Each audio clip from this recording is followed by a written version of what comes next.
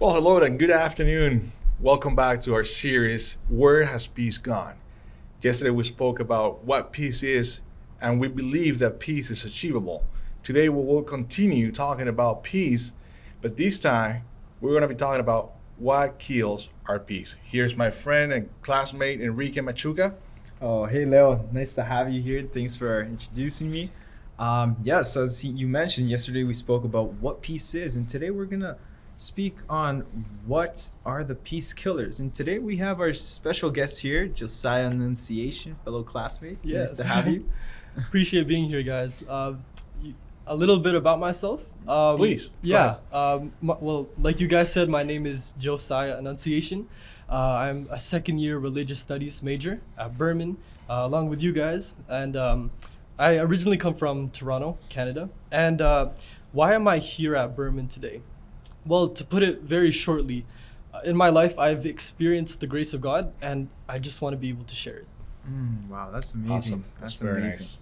All right, with no further ado, let's head right into our discussion sure. today. So the first question is, as Christians, we believe in a perfect God, a God that loves us, a God that cares for us. So the question is, if God is such a good God, a perfect God, and wants to give us peace, why do we lack so much of that peace? Right. Why is it so hard for us to find that peace? And why is it so difficult to keep it? Well, since we are talking about, I guess the entire point of this this conversation is about where has peace gone. I think it's appropriate to talk about where has it gone. That's the point. Yeah. So Right. I think we should take one step back first. Let's talk about the origin of the disruption of peace, right? Okay. And so we believe that long ago, Satan, or as more commonly known, the devil, right?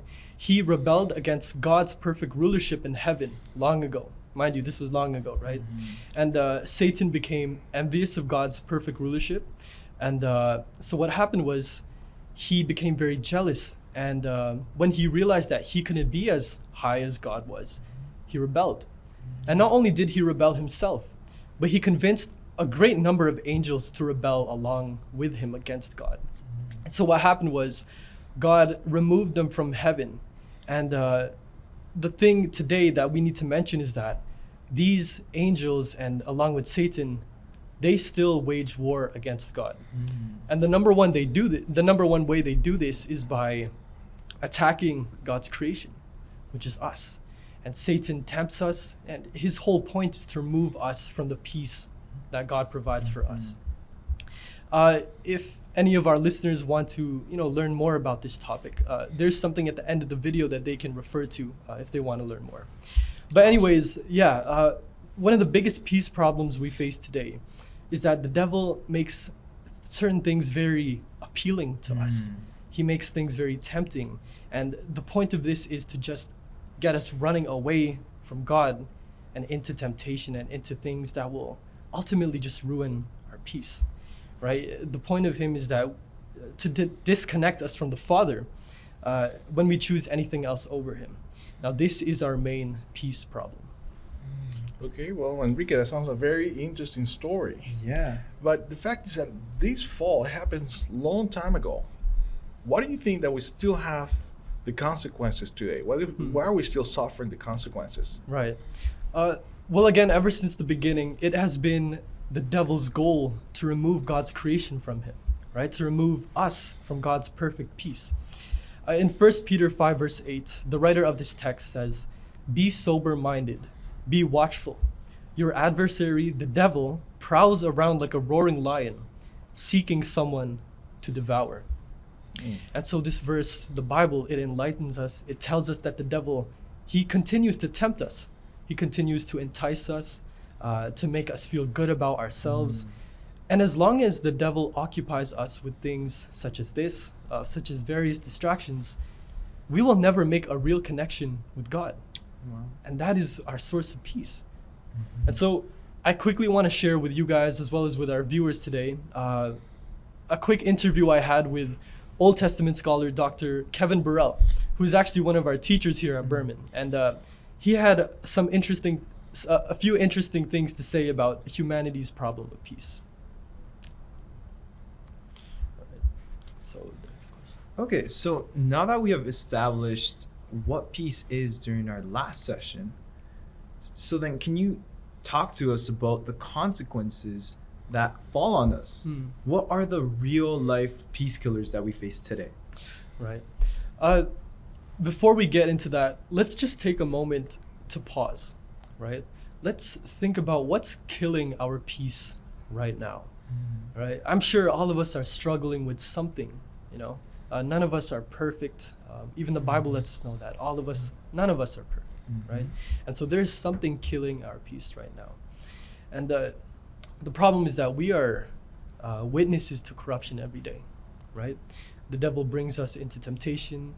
We fall into sin, and then we indulge in our sin, and then we feed its desire, and we build it up and up, never finding real peace in the process, right? I'm a witness to that. I'm sure many people are witnesses to that as well.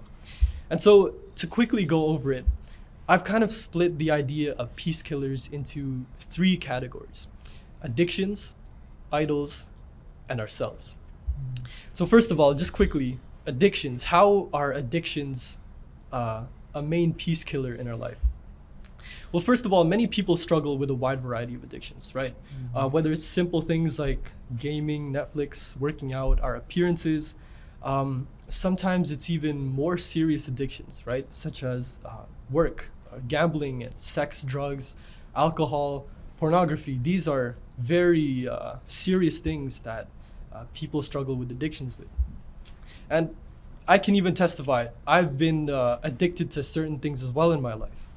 And the reason why I would turn to these things, well, the number one reason is I thought it would make me feel better. I thought it would give me peace. I thought it would give me satisfaction. And I thought to myself that if I could just do this one more thing, play one more game, watch one more video, that I would feel at peace, that I would be satisfied.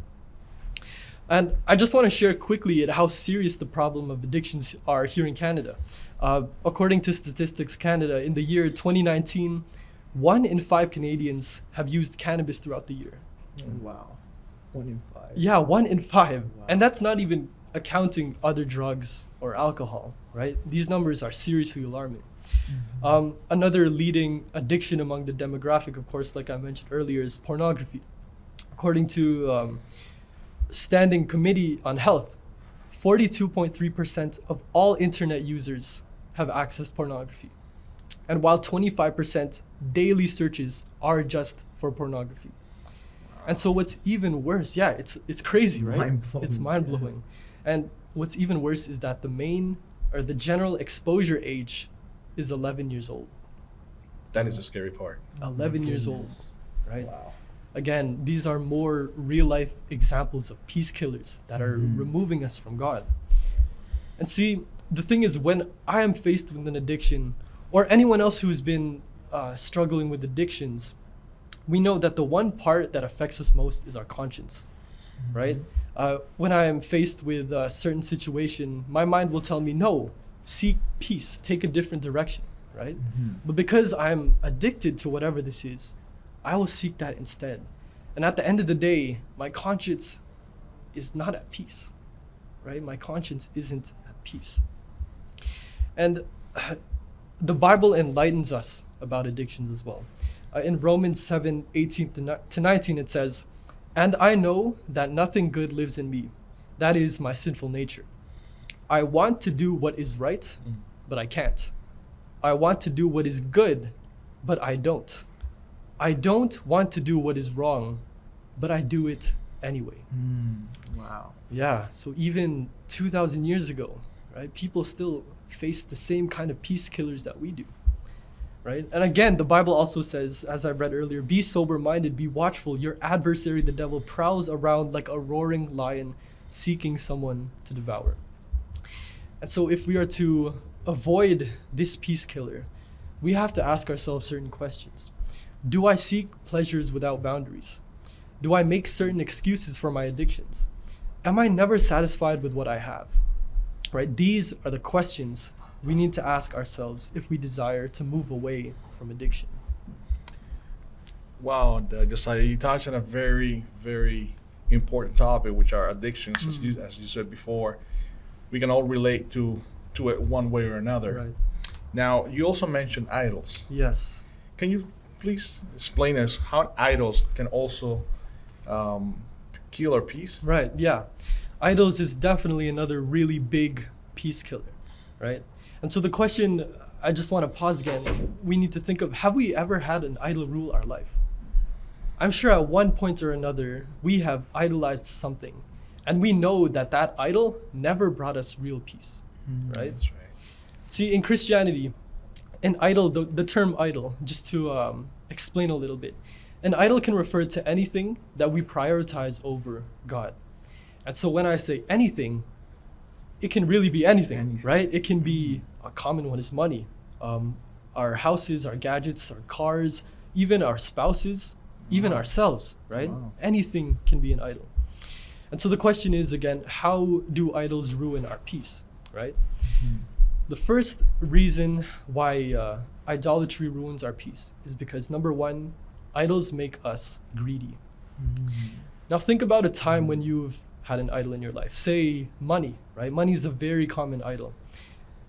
You will never be satisfied with how much money you have if you idolize it, right? Say I have a certain goal to make this amount of money. Once I achieve it, I'll be like, no, I have the potential to make more. Can always Why do don't I more. keep going? Can you Yeah. always have another dollar? There's no limit to idols.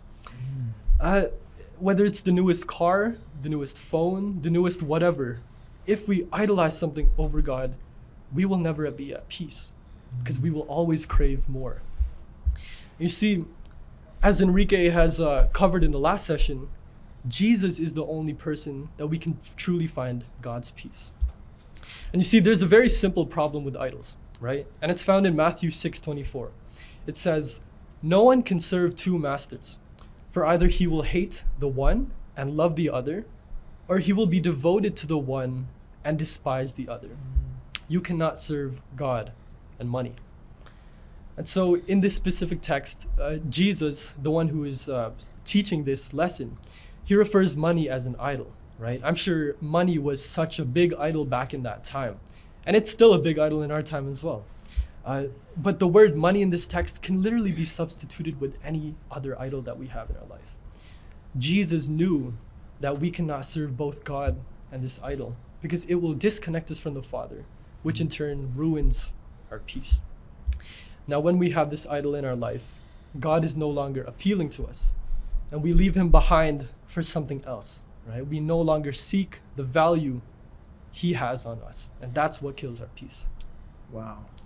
Okay, so what about ourselves? Right. How do we ruin our own peace? Is that even possible? It is definitely possible, right? Have you ever heard the expression, "You are your own worst enemy"? Oh, Yes. yeah. Right. That's an expression for a reason, right? How many times have we beaten ourselves up over something that we probably shouldn't? How many times have we blamed ourselves for something much more than we should, right? This last point, it deals a little with more abstract, more personal peace killers. For example, our emotions, our anxiety, our personal conflicts, jealousy, shame, guilt, holding grudges against people. These things ruin our peace, right? And there's so many other peace killers that we can conjure up ourselves just in our own minds, and it will cause us not to be able to fall asleep, or it will affect our physical self as well, right? And of course these things stem from outside things as well, such as conflicts with a spouse, being in the midst of war, or even the loss of a child, right? Of course, none of these things scream peace, right? And so far too often we can be our own peace killer. And the Bible, what's so great about the Bible is that it enlightens us about such serious topics like this. For example, Jeremiah 17:9 says, "The heart is deceitful above all things, beyond cure. Who can understand it?" Right? Wow. Or even Matthew 26 verse 41 says, "Watch and pray so that you will not fall in temptation. The spirit is indeed willing, but the flesh is weak." We are the flesh. We are the weak ones who cannot stop ourselves from finding perfect peace. We can't find it ourselves, and that's the point of it. And think about it. If our own hearts are too deceitful, how are we going to find peace ourselves if we're naturally unpeaceful, right? That's true. Yeah. It's our mind is playing tricks on us. Exactly. Something that will give you peace, but no, it's actually it's deceiving not. you. It's not. Definitely not. Yeah. So, okay, you mentioned a couple of very important things here. You mentioned things like addictions, idols, and ourself. Was there a time or place where all these things originated? Right. Well, you see, the Bible gives us a very clear answer as to where this originates from, right? Our peace killers. And it's loud and clear, and we can find it in Romans 8, verses 5 and 6. It says, "Those who live according to the flesh have their mind set on what the flesh desires. But those who live in accordance with the Spirit have their mind set on what the Spirit desires. For to set the mind on the flesh is death, but to set the mind of the Spirit is life and peace." And so to answer that question, where do all of these peace killers stem from? Yeah. Well, this verse tells us it's by setting our minds on the flesh. Now, very quickly, what does the flesh mean? Does it mean, our physical flesh? Well, what does that mean? And more importantly, how does that relate to our peace, right? Well, the writer of this text, when he refers to the word flesh, he's referring to our sinful human nature, right? Our brokenness, our crave for selfish desires, self-love, our addictions, our idols. And so when Paul says, the writer, Paul, when he says that when we set our minds on these things, it is death. In other words, there's no peace in that. There's absolutely no peace in that. And this concept of to set our minds on the flesh, there's a term for it, and it means having a carnal mind. Carnal meaning flesh. Okay, so this carnal mind, can anyone have this type of mentality, this minds on the flesh, or is that just Christians that can have that type of mentality? Right, because we're trying to this conversation we're having is for everyone, right? Does this only cater to believers? Does it cater to everyone? Well, actually, yes. Anyone can slip into a carnal mind, right?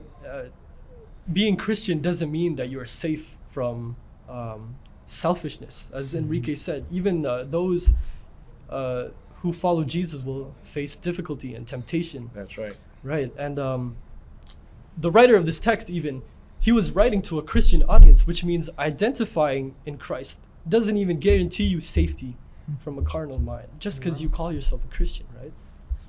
And so you see all of this loss of peace, our selfish desires, our addictions, our idols, it's all very biblical, right? The struggle for peace has been something that has been going on since forever, right? Since the beginning of time. And so if the Bible tells us what the problem is, then just maybe the Bible also provides a solution to our peace problem, right? That's right. Yeah.